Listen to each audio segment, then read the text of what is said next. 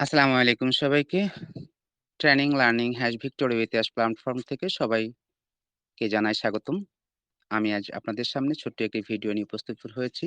ভিডিওটি হচ্ছে স্যারের কাছ থেকে প্রাপ্ত কিরিশ জনসনের মাধ্যমে আমাদের ৬ টা পয়েন্ট। সে পয়েন্টের উপরে আমি কিছু বিশ্লেষণ করে প্রত্যেকটা পয়েন্ট বিশ্লেষণ করে আপনাদের সামনে উপস্থাপন করতে চাই। এখানে কি বলা হয়েছে সেই বিষয়গুলো সম্পর্কে আপনারা সবাই ক্লিয়ার হয়ে যাবেন। অ্যাশফারেজ স্যার তার নিজের অবস্থান থেকে যে বার্তাটা তিনি আমাদেরকে প্রেরণ করেছেন, সেখানে ১ম যে পয়েন্টটা ছিল সেটা হচ্ছে ভিক্টর উইথ অ্যাশ অক্টোবর মাসে লঞ্চ হচ্ছে। এটি চলতি মাসেই ঘুরছে এবং রেডি টু গো অবস্থায় রয়েছে।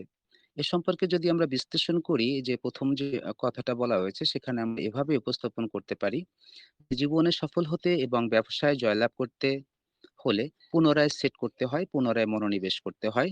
নীতিগত আমন্ত্রণ এবং শুধুমাত্র সদস্যপদ সম্প্রদায়ে যোগদান করুন, যা আপনাকে বৃদ্ধি পেতে এবং ইতিবাচক প্রভাব ফেলতে সাহায্য করার জন্য ডিজাইন করা হয়েছে।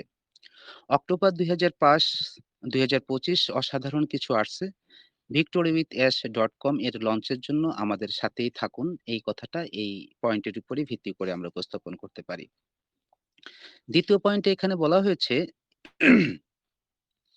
প্রায়োরিটি প্লেসমেন্টের সাথে দায়িত্ব আসে। এটি পূর্ববর্তী এবং বর্তমান পারফরম্যান্সের মূল্যায়নের উপরে ভিত্তি করে। এই কথাটাকে যদি আমরা ব্যাখ্যা করতে যাই তাহলে আমরা এখানে যে বিষয়টা উপস্থাপন হয় প্রায়োরিটি প্লেসমেন্টের সাথে দায়িত্ব আসে, যা পূর্ববর্তী এবং বর্তমান পারফরম্যান্সের মূল্যায়নের উপরে ভিত্তি করে নির্ধারিত হয়। এর অর্থ হলো কোনো কর্মীর পদোন্নতি বা গুরুত্বপূর্ণ স্থান লাভের জন্য তারা অতীত এবং বর্তমানের কাজের পারফরম্যান্সকে মূল্যায়ন করা হয়, যার উপরে ভিত্তি করে তাকে অতিরিক্ত দায়িত্ব নেওয়া হয়।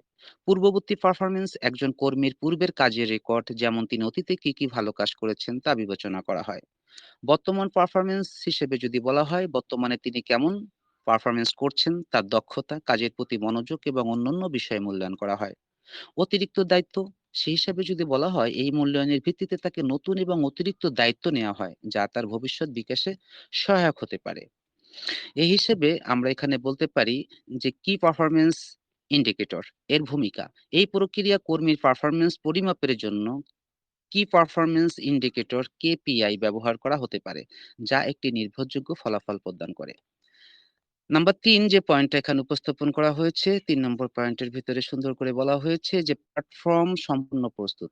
এই প্ল্যাটফর্মটা সম্পর্কে যদি একটু বিশ্লেষণ করি তাহলে আমরা বলতে পারি প্ল্যাটফর্ম কি এবং কেন? প্ল্যাটফর্ম হলো একটি কাঠামো, ক্ষেত্র বা মাধ্যম যেখানে নির্দিষ্ট উদ্দেশ্য নিয়ে মানুষ, প্রতিষ্ঠান বা সংগঠন একত্রিত হয়ে কাজ করে। এটি হতে পারে শারীরিক, যেমন একটি সংগঠন বা অফিস, বা ডিজিটাল, যেমন একটি অ্যাপ, ওয়েবসাইট বা সোশ্যাল মিডিয়া। এখন এই প্ল্যাটফর্ম সম্পর্কে যদি আরো ব্যাখ্যা করা যায়, প্ল্যাটফর্মের প্রয়োজনীয়তা কেন? মানুষকে ঐক্যবদ্ধ করে লক্ষ্যভিত্তিক কাজের সুযোগ তৈরি করে করে দেওয়া, দক্ষতা, সেবা বা পণ্যের আদান-প্রদান সহজ করে তোলা, সময়, অর্থ এবং শ্রমের সুষ্ঠু ব্যবহার নিশ্চিত করা, সমাজ এবং অর্থনীতিতে ইতিবাচক প্রভাব ফেলা। এছাড়া যদি প্ল্যাটফর্মকে আমরা এভাবে বলি, সেবামূলক এবং ব্যবসায়িক প্ল্যাটফর্ম বলতে আমরা কি বুঝি? প্ল্যাটফর্ম যখন হিসেবে কথা এসেছে তখন প্ল্যাটফর্মের সমস্ত বিষয়গুলো এখানে ব্যাখ্যা করা উচিত। সেবামূলক প্ল্যাটফর্ম এটি জনকল্যাণ এবং সামাজিক সমস্যা সমাধানের জন্য গঠিত হয়ে থাকে, যেমন স্বাস্থ্যসেবা কেন্দ্র, শিক্ষা সহায়ক কেন্দ্র এবং দানভিত্তিক ফাউন্ডেশন। যদি আমরা এটাকে ব্যবসায়িক প্ল্যাটফর্ম হিসেবে বলি, তাহলে এটা মূলত পণ্য বা সেবা বিনিয়োগের মাধ্যমে আয় এবং ব্যবসা গড়ে তোলে এমন একটা প্ল্যাটফর্ম। উদাহরণ হিসেবে বলা যায় e-commerce website, trading company, smart কর্মসংস্থান কেন্দ্র, অনলাইন কোর্স বা সেলিং সিস্টেম। রূপরেখা কেমন হওয়া উচিত? উদ্দেশ্য থাকতে হবে, টার্গেট গ্রুপ থাকতে হবে, কার্যক্রম থাকতে হবে, পরিচালনা পর্ষদের নেতৃত্ব ব্যবস্থাপনা কেমন হবে? মাধ্যম অনলাইন, অফলাইন উভয়, এবং মূল্যায়ন, সাফল্য এবং ফলাফল কিভাবে পরিমাপ করা হয়। এই বিষয়গুলো সম্পৃক্ত হয়ে একটি প্ল্যাটফর্ম তৈরি হয়। হয়তো প্ল্যাটফর্ম সম্পর্কে আমরা সবাই ক্লিয়ার হয়ে গিয়েছি।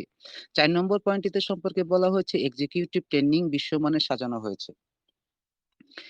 এক্সিকিউটিভ ট্রেনিং বিশ্বমানে সাজানো হয়েছে। এর অর্থ যদি আমরা এখানে উপস্থাপন করতে চাই তাহলে বলা যায় যে আপনার বক্তব্যটি একটি বিপণন এবং প্রচারমূলক স্লোগান হিসেবে খুবই গুরুত্বপূর্ণ এবং শক্তিশালী, যা একটি এক্সিকিউটিভ ট্রেনিং প্রোগ্রামের অনন্যতা এবং কার্যকারিতা তুলে ধরে।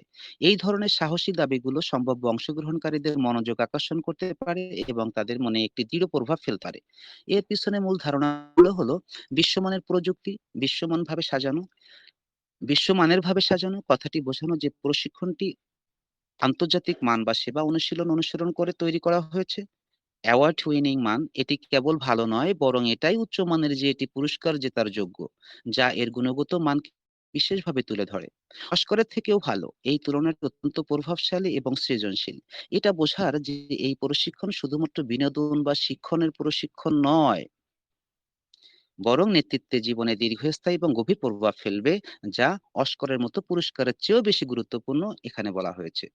প্রভাবশালীতা কি হবে? প্রভাবশালী শব্দটি দ্বারা বোঝানো হয় যে এই প্রশিক্ষণ অংশগ্রহণকারীর মধ্যে নেতৃত্বের গুণাবলী এমনভাবে উন্নয়ন করবে, যা তাদের কর্মজীবনে এবং প্রতিষ্ঠানের উপরে একটি শক্তিশালী এবং ইতিবাচক পরিবর্তন আনবে। সংক্ষেপে এই বক্তব্যটি একটি শক্তিশালী বার্তা বহন করে যে এক্সিকিউটিভ ট্রেনিং প্রোগ্রামটি সাধারণ মানের অনেকের উপরে এবং এটি নেতৃত্বের ক্ষেত্রে অতুলনীয় সাফল্য এবং প্রভাব তৈরি করতে পারে।